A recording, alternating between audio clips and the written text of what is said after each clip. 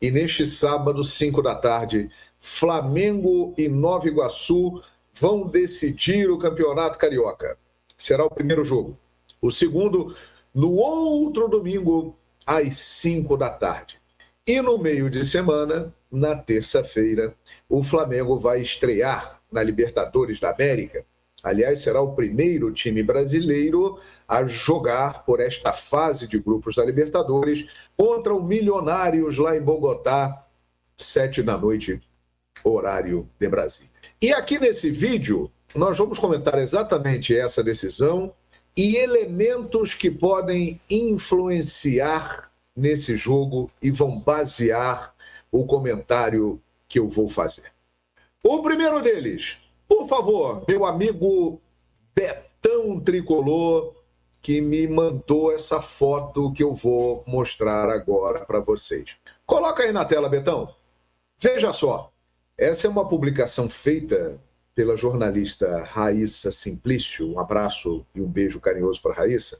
Porque o Flamengo, essa semana, divulgou o seu balanço anual. Um faturamento recorde com uma renda bruta de 1 bilhão e 340 milhões de reais e uma dívida de 48 milhões de reais apenas. E aí, olhando esse quadro, você vê o seguinte: em 2013, quando começou a transformação do Flamengo, a gestão de Eduardo Bandeira de Melo, mas com a presença do Landim, que era um homem do planejamento financeiro, do Valim Vasconcelos, do BAP e de todo este grupo que está no poder hoje, é importante sempre a gente fazer essa correção histórica. Todo mundo fala, o Bandeira salvou o Flamengo. Isto não é verdade. O Eduardo Bandeira de Melo fazia parte de um grupo e virou presidente porque o Valim, que era o candidato, não tinha condições na época de assumir. Então ele foi colocado pelo grupo como candidato, venceu a eleição e ficou por 2 mandatos. Teve uma participação importantíssima, mas não foi ele que salvou o Flamengo, e sim um grande grupo que ele fazia parte, comandado por Landim, Valim Vasconcelos e tantos outros que eu já citei aqui. E aí você vê, quando começou 2013, o Flamengo tinha 750 milhões em dívida e um faturamento de 180 milhões de reais. Caramba, você veja como o jogo foi mudando, hein? Aí, em 2014, 660 milhões a dívida, já tinha diminuído bem. 2015, 554 milhões. 2016, 472 milhões. 2017, 450 milhões. 2018, 455 milhões. Aí você vai perceber o seguinte, em 2019 e em 2020, que a equipe começou a ganhar títulos depois dessa reestruturação financeira, a dívida aumentou. Em 2019, 466 milhões e em 2020, 585 milhões, reforçando o elenco, montando uma equipe forte. Aí em 2021 já teve uma queda drástica, 292 milhões, isso aqui no meio de pandemia e tudo. Impressionante. 2022, 227 milhões e nesse último ano algo espetacular, 48 milhões. Um time que fatura 1 bilhão e 340 milhões, a receita recorde da história do futebol brasileiro. Isso deveria ser muito mais divulgado, eu acho, sabe? Porque o Flamengo, ele mostra o caminho para os demais.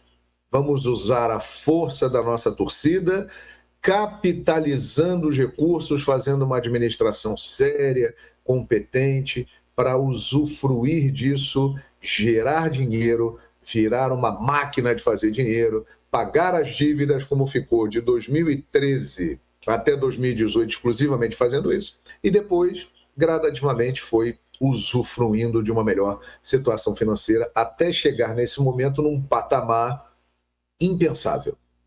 E onde vai parar esse time do Flamengo? Não sabemos, né? Agora, a administração é algo extraordinário e que merece ser melhor divulgado. E que tem influência no jogo de amanhã. Ei, olha a festa aí. Amanhã tem Flamengo em Nova Iguaçu, no Maracanã. Nova Iguaçu, time fundado em 1990 pelo Jânio Moraes, que vive o maior momento da sua história, que tem faturado como nunca, inclusive renda no Maracanã, desse jogo de amanhã e outras coisas mais. Porém, minha gente, são realidades completamente diferentes. Um é bilionário, está entre os maiores faturamentos do futebol mundial, e o outro é um modesto, simples time da Baixada Fluminense, muito organizado e que faz um trabalho sensacional. Por isso que eu acho o seguinte, e é a opinião do meu amigo da padaria, que eu tenho a mesma opinião que ele.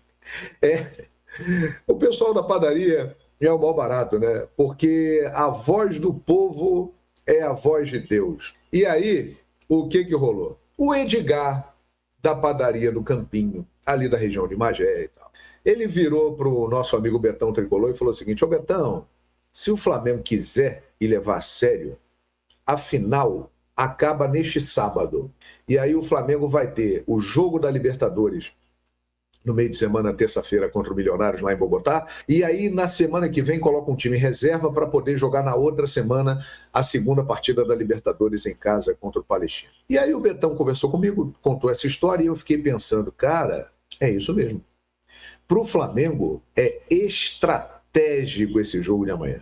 Se o Flamengo abrir uma grande vantagem e encaminhar o título, ele vai ter muito tempo para se preparar entre o primeiro e o segundo jogo da Libertadores. E num calendário que vai ficar cada vez mais apertado, com a estreia no Brasileirão, com a entrada na Copa do Brasil e com o início da Libertadores da América, isso aí pode fazer diferença. Então, eu concordo com o Edgar. Se o Flamengo entrar focado e jogando no padrão que vem atuando no Campeonato Carioca, a decisão acaba neste sábado, hein? E vai ter gente falando que é soberba, que é isso, que é aquilo, mas é uma questão de realidade. Não dá para comparar um elenco poderio do Flamengo com o do Nova Iguaçu. Claro que é futebol, tudo pode acontecer e essa é a graça desse jogo. Mas se o Flamengo entrar focado, concentrado, como é a marca do Tite, a decisão acaba neste sábado. Vamos para as informações? Quer dizer, a informação, porque o Flamengo tem um novo centroavante. Notícia publicada primeiramente pelo GE, nós confirmamos, o Flamengo acertou a contratação do centroavante Carlinhos, do Nova Iguaçu. Esse mesmo Carlinhos, que fez gol no Flamengo, que não era o elenco comandado pelo técnico Tite, era o Mário Jorge. O mesmo Carlinhos que enfrenta o Flamengo nesse sábado e também no outro domingo, na final do Campeonato Carioca. E o Flamengo encaminhou a contratação desse jogador, contrato de 3 anos. Minutas já foram trocadas, tudo encaminhado, falta assinatura e aí o anúncio oficial. Para quem não sabe quem é esse jogador, o Carlinhos, ele tem 1,90 m, centroavante, ele é até habilidoso, 27 anos, iniciou na base do Corinthians, inclusive. O Tite lembra do jogador dos tempos de Corinthians, ele iniciou na base do Corinthians, chegou a fazer algumas partidas ali no time profissional, mas não engrenou, foi emprestado ao Oeste de São Paulo, depois Grêmio Novo Horizontino, passou pelo Vila Nova, Marcílio Dias, Atibaia, São Caetano, Santo André, Audax Rio, Juventus de São Paulo, Audax Rio novamente, Camboriú em 2023 e em 2024 chegou ao Nova Iguaçu. Esse ano ele tem 13 jogos, 9 gols e 1 assistência. 27 anos. Eu vou ser bem sincero, depois de dar a informação aí, eu vou falar aquilo que eu penso. Não acho que seja jogador para vestir a camisa do Flamengo no momento atual. Longe disso.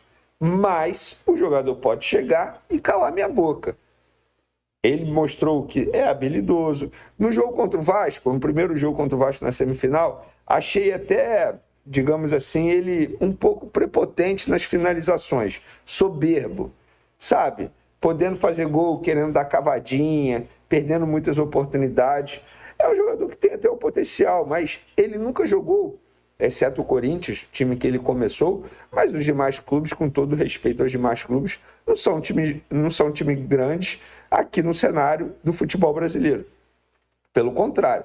Aí fica incógnita. Será que ele vai render com a camisa do Flamengo? Essa contratação me lembra muito, sabe qual? Lembra do lateral direito João Lucas, em 2019, que ele se destacou pelo Bangu no Campeonato Carioca, foi contratado pelo Flamengo e depois nunca vingou. Hoje, se eu não me engano, ele está no Santos, passou pelo Cuiabá.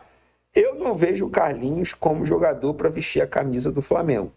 Mas, repito, pode chegar e calar minha boca. Se é que vai calar minha boca, se é que ele vai ter muitas oportunidades. A ver, fato é que o Flamengo encaminhou a contratação desse atleta. Outra informação rápida aqui, galera.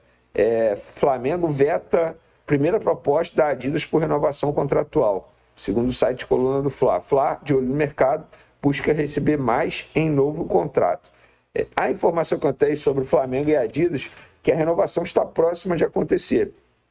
Flamengo vai ativar uma cláusula ali no contrato para poder renovar esse contrato, mas aí ainda está discutindo outras coisas importantes, como o tempo de contrato, mas o Flamengo tem interesse, pelo que eu sei, de uma fonte do departamento de marketing, que o Flamengo tem interesse sim na renovação com a Adidas, galera. Outra coisa, baixa procura no ingresso para o primeiro jogo da final do Campeonato Carioca nesse sábado, tá? Até a gravação desse vídeo aqui era mais ou menos 30 mil ingressos vendidos apenas.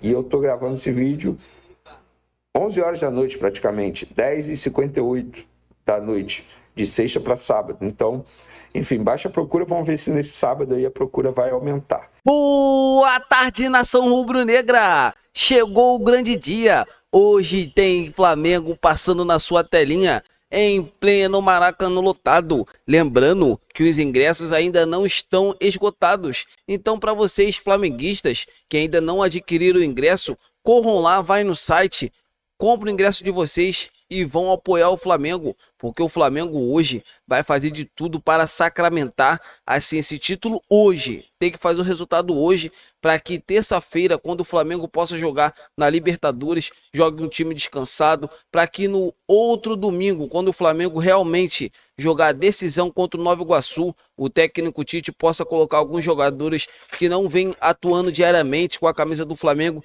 Enfim, Maracanã hoje vai estar lotado e hoje o Flamengo tem que fazer um chocolate em cima do Nova Iguaçu. Vocês concordam? Comentem aqui abaixo, nação, é muito importante os comentários de vocês. E assim, a provável escalação do Flamengo deve ser essa que todo mundo já sabe, que deve ser assim: Rossi no gol, Varela na direita, Fabrício Bruno, Léo Pereira e Ayrton Lucas na esquerda, Eric Pulgar, De La Cruz e Arrascaeta no meio de campo, Luiz Araújo, Cebolinha e o nosso centroavante Pedro, fazedor de gols, lá na frente. Hoje ele vai balançar as redes. Hoje eu tô confiante que o Pedro vai guardar o dele e assim, vai deixar o Flamengo com as duas mãos na taça. Hoje é o dia pro Flamengo fazer aquela marcação-pressão igual aquele primeiro jogo contra o Fluminense. Eu estou muito confiante. Quero saber de vocês quanto será o placar. Eu já vou deixar aqui o meu. O meu placar vai ser esse: 3-0 fora o baile. É isso mesmo, acho que hoje o Flamengo já como sacramenta a final. Eu acho que o Nova Iguaçu não vai ter, assim,